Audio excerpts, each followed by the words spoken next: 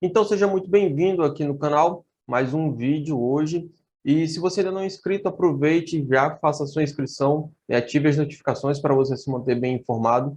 Hoje nós vamos tratar sobre as principais diferenças aqui entre o benefício de prestação continuada, conhecido por algumas pessoas como LOAS, e a aposentadoria por invalidez. Por que esse tema? É muito comum a gente receber aqui no escritório pessoas dizendo que estão aposentadas porque sofreram algum tipo de acidente, porque sofrem com algum tipo de doença, não podem trabalhar e foram aposentadas mesmo sem ter contribuído para o INSS, né? Na verdade, elas não trazem esse detalhe de que nunca contribuíram para o INSS. Apenas dizem que fizeram o pedido de aposentadoria e foi negado, ou recebiam a aposentadoria e por algum motivo esse benefício foi cortado. Então, sempre é essa a situação. E é importante a gente entender isso, porque, dependendo do benefício, demanda atuação diferente aí do advogado e as orientações para essa pessoa, para esse beneficiário, serão diferentes também. Então, vamos começar aqui com o benefício de prestação continuada. Algumas pessoas chamam de LOAS, né, e algumas pessoas chamam de aposentadoria. O nome correto é benefício de prestação continuada. Ele está previsto ali na Lei Orgânica da Assistência Social. Então, por isso que algumas pessoas conhecem como LOAS. Breno, e por que algumas pessoas chamam de aposentadoria? Simplesmente por não ter o conhecimento, né, de que se tratam de benefícios diferentes. Infelizmente, aí boa parte da população ela carece de informações, principalmente dessa área jurídica, né? O INSS ele possui uma estrutura de normas extremamente complexas e a maioria das pessoas não consegue entender como é que é realmente o funcionamento tanto do INSS quanto dos benefícios previdenciários e assistenciais. Então, primeiro ponto importante, o benefício de prestação continuada, ele está previsto na Lei Orgânica da Assistência Social e pode ser pago para a pessoa deficiente, tá bom? Uma deficiência de longa duração, pelo menos 2 anos de duração, ou para a pessoa a partir dos 65 anos de idade. Então, são dois requisitos alternativos que a gente chama, ou você preenche um ou preenche o outro. Então, você vai, quando você for ao INSS fazer esse tipo de solicitação, a solicitação vai ser benefício de prestação continuada para a pessoa com deficiência ou benefício de prestação continuada para a pessoa idosa. Breno, entendi isso. Beleza. E agora, quais são os requisitos? Quem que pode? Bom, além desses de ser deficiente ou de ser uma pessoa idosa a partir dos 65 anos de idade, é necessário que essa pessoa possua renda familiar igual ou inferior a 1/4 de salário mínimo. Quer dizer o seguinte, quando você soma o que todos naquela família ganham, dividido pelo número da mesma quantidade de pessoas, você tem um valor inferior a 1/4 de salário mínimo. Então, por exemplo, uma família com 5 pessoas em que apenas uma dessas pessoas trabalha. Então, nessa situação, a gente vai ter 1/5 de salário mínimo per capita.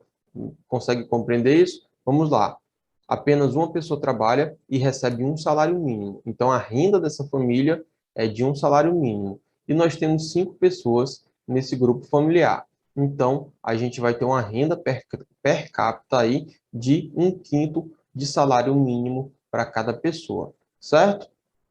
Se ficar com alguma dúvida em relação a isso, deixa aqui nos comentários, tá bom? Que a gente volta a gravar outros vídeos explicando de uma forma mais fácil, tá bom? Existem outros vídeos aqui no canal também que eu explico sobre essa questão da renda, certo? Então, basicamente, são esses dois os requisitos. E o que a pessoa precisa fazer para ter direito, então, ao benefício de prestação continuada? Para receber esse benefício, o primeiro passo é realizar o cadastro lá no CRAS, no CAD único. Você vai procurar o CRAS, os centros regionais de assistência social mais próximo aí da sua residência, verifica qual é o regional do seu bairro, da sua região, né? Qual é a unidade de referência aí da sua região. Você vai lá no CRAS, vai dizer que precisa fazer o cadastro único para se habilitar no benefício de prestação continuada do INSS, tá certo? E lá eles vão te orientar de como que faz esse registro aí no cadastro único. Eu já vi que algumas unidades do CRAS auxiliam, inclusive, já dando a entrada no benefício. Mas eu não sei, tá bom? Porque eu já vi unidades do CRAS que fazem isso, já vi unidades do CRAS que não fazem isso. Então, eu não sei qual que é o parâmetro. Se é simplesmente o assistente social que está lá, que se disponibiliza a fazer, né, que se solidariza com as pessoas e se dispõe a fazer isso, ou se existe alguma normativa lá do CRAS dizendo quando que o assistente social vai dar entrada no INSS e quando que o assistente social não vai dar entrada no INSS. Se você souber se existe algum tipo de norma em relação a isso, deixe aqui nos comentários também, que eu volto a gravar outro vídeo fazendo uma atualização dessa normativa. Mas atualmente eu realmente não tenho conhecimento que isso seja obrigação do assistente social, tá bom? O que ele tem que fazer, pelo menos o que é de meu conhecimento, ele tem que fazer o seu cadastro lá no CAD único. Não só o seu cadastro, né? De todo o grupo familiar.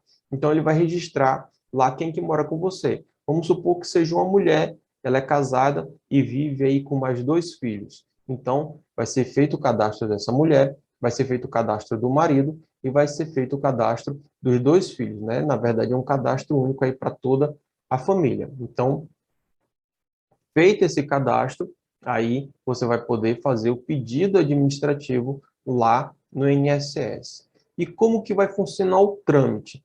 Então, lá no INSS, né, você já está com o CAD único atualizado, você já fez isso no CRAS, e você também vai passar ainda por uma avaliação social e por uma avaliação da perícia médica. Isso se for o caso de um benefício de prestação continuada para pessoa com deficiência, certo? Se for um benefício de prestação continuada para pessoa idosa, você vai passar simplesmente pela análise documental, né, para comprovar a sua idade, e pela análise da assistência social do INSS. E aí vai vir o parecer se vai ser concedido ou não.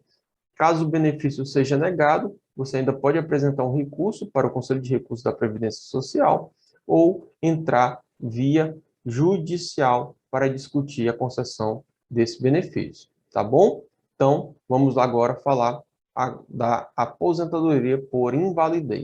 Então, a aposentadoria por invalidez, ela não tem qualquer relação com essa questão da idade, tá bom? Ela tem relação com a incapacidade, com a invalidez para o trabalho.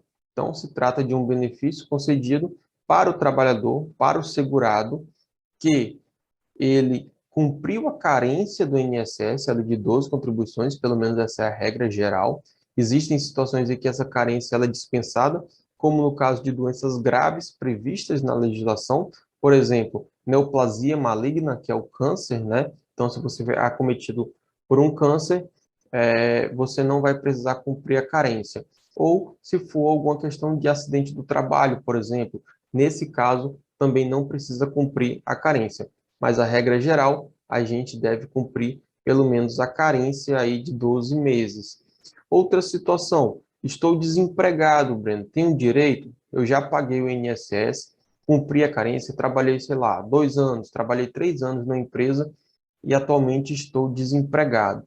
Eu tenho direito ainda? Então, nesse tipo de situação, a gente tem o que chama de período de graça. O que é isso? Você tem 12 meses para voltar ao mercado de trabalho e durante todo esse período, aí você vai permanecer tendo a cobertura, tendo a garantia de que, caso necessário, você vai poder receber os benefícios do INSS. Ah, Breno, eu ouvi falar que a gente pode estender esse período.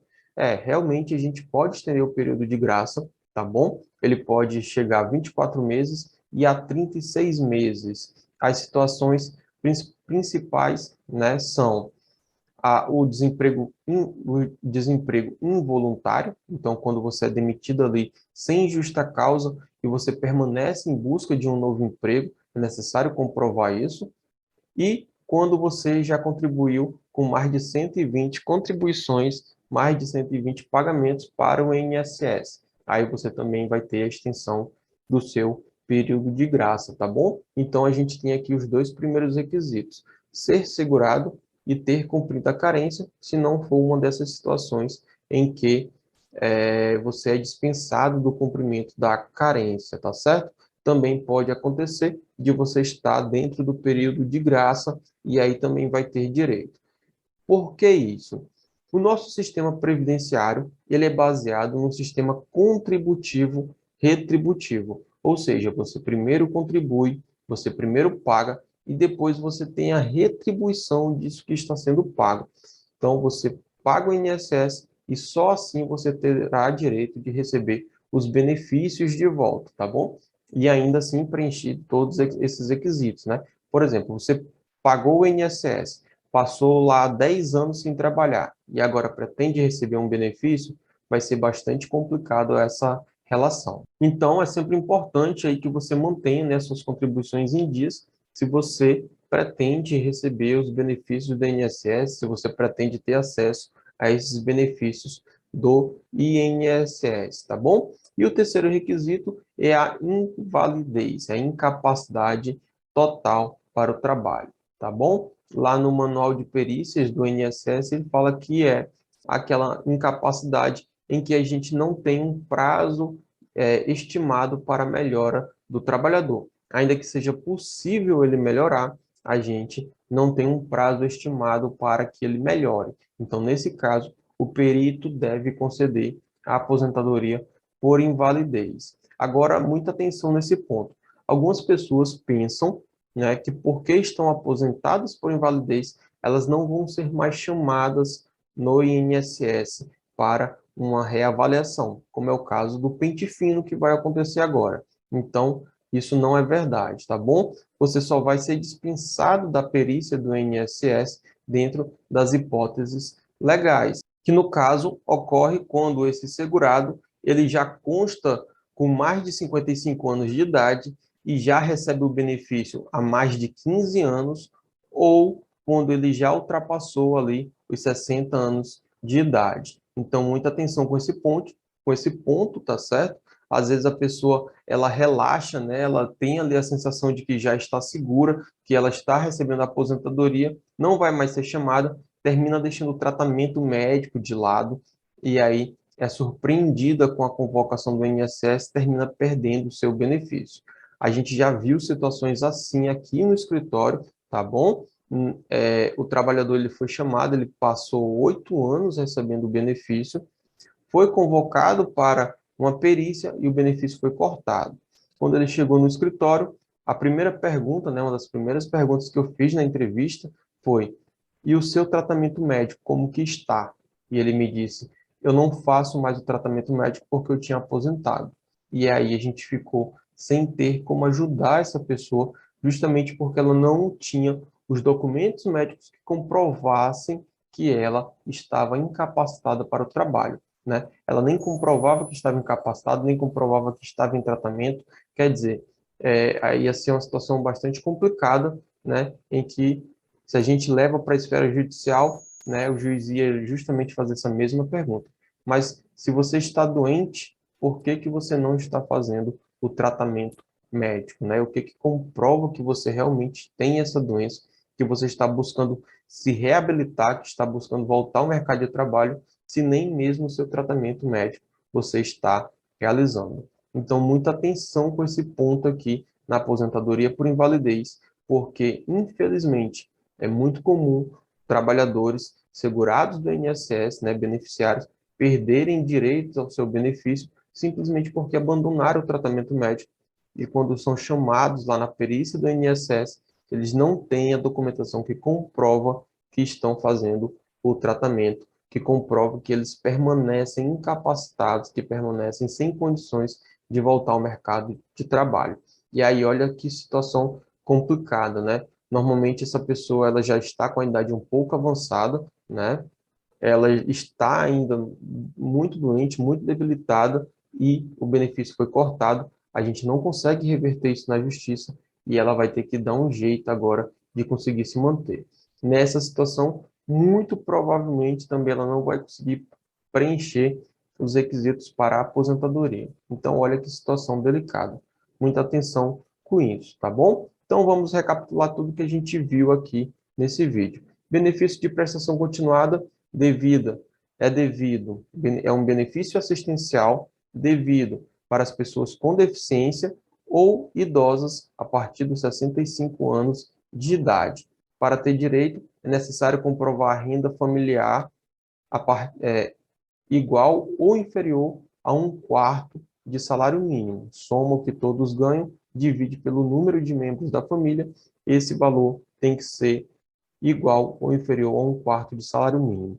Para pedir o benefício lá no INSS, é importante realizar o cadastro no CadÚnico. Isso você vai fazer nos Centros Regionais de Assistência Social, referência aí no seu bairro, na sua região, e depois você vai fazer o pedido lá no INSS, certo?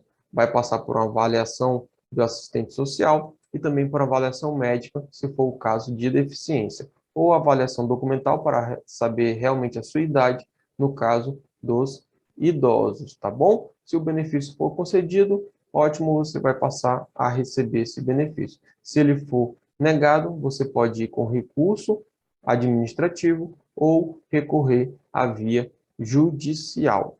Benefício agora por incapacidade permanente, aposentadoria por invalidez. É um benefício que requer que já exista contribuições para o INSS. Você tem que ter a condição de segurado, você tem que ter cumprido a carência, se não for uma daquelas condições que dispensa a carência, e tem que estar incapacitado de forma total para o seu trabalho. Você não pode ter uma expectativa aí de um lapso temporal em que vai se recuperar, tá bom? Se o perito disser que você pode recuperar no prazo de 12 meses, por exemplo, ele vai conceder o auxílio doença, atualmente benefício por incapacidade temporária. Se ele não conseguir estimar o prazo para você melhorar, ele vai conceder a aposentadoria por invalidez, benefício por incapacidade permanente, tá bom? Lembrando que é importante manter o seu tratamento médico, manter os seus laudos médicos atualizados, para caso você seja chamado aí para uma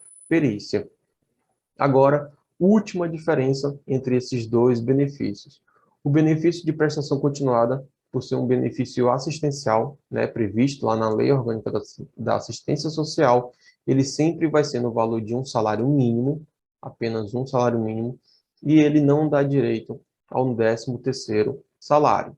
Já no benefício de aposentadoria por invalidez, benefício por incapacidade permanente, o valor vai ser conforme as suas contribuições para o INSS, e você também vai ter direito ao 13º salário, tá bom? Era isso que a gente tinha para tratar no vídeo de hoje. Se ficou com alguma dúvida, deixa nos comentários, tá bom? Deixe também a sua sugestão de conteúdo, sua sugestão de pauta, vai ser muito bem-vindo. Um grande abraço, até o próximo vídeo, e compartilhe esse conteúdo, que com certeza você vai ajudar outras pessoas.